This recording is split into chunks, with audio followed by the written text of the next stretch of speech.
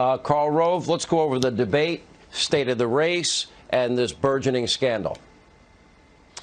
Well, look, I think last night the president did well. I think, frankly, Biden did well by technical standards, but Biden gave the president a lot of openings last night to exploit in the final 12 days of the campaign. Biggest one, obviously, was I'm going to do away with the oil industry, and I don't really care about 11 million people losing their jobs. But there were other moments last night, and I think that the president has an opportunity because of them to make this more of a contrast election. Taxes.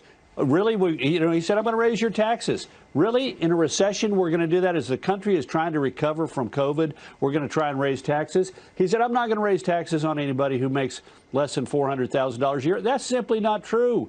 In his own plan, he's going to put back in the individual mandate, the Obamacare individual mandate, which is, a lot of it is paid by people who make less than $50,000 a year. He also, as part of his tax plan, wants to take away some of the tax attractiveness of an IRA or a 401k or a Roth.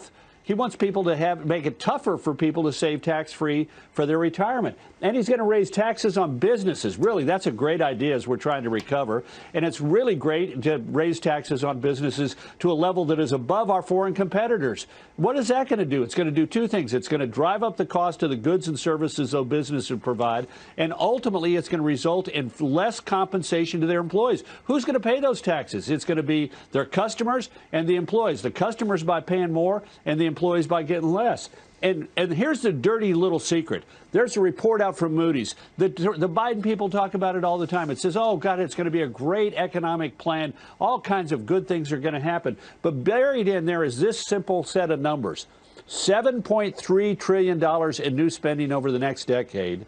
$4.1 trillion in higher taxes, which means there's another $3.2 trillion. Are we going to add it to the deficit? I think this is where we're going to see them come for everybody's pocketbook to make up that shortfall. That's one issue. Socialized medicine. Oh, I'm not in favor of socialized medicine. Really? You're in favor, Joe Biden, of the public option. What you're going to do is you're going to put the government into the health insurance business, and they're subsidized by your tax dollars, Mr. and Mrs. America. They're going to compete with your local insurance provider. How long do you think that insurance companies are going to be able to compete when all the government has to do was take more money out of your pocket to subsidize that coverage? That leads us straight to socialized medicine. That's what socialized medicine is, the government taking over your health care. And not only that, but he's in favor of allowing people to buy into Medicare who aren't Medicare age. Look, Medicare is going broke.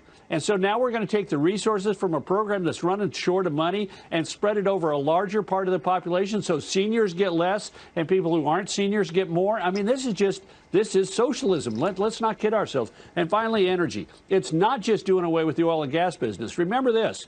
We're all supposed to be driving electric cars not too far in the future. They're really expensive, a heck of a lot more expensive than gasoline-powered automobiles. And think about it. We're going to be saying everybody's getting in electric cars, and that's going to drive up the demand for electricity. And at the same time, Biden says he's going to get rid of the 70% of electricity generation that comes from fossil fuels, primarily natural gas, and he's going to do so in the next 15 years. So at the same time we're driving up electricity, we're going to be reducing the supply of electricity, so we got blackouts and higher prices. How good is that going to be for Mr. and Mrs. America and higher utility bills? All right, Karl Rove, thank you.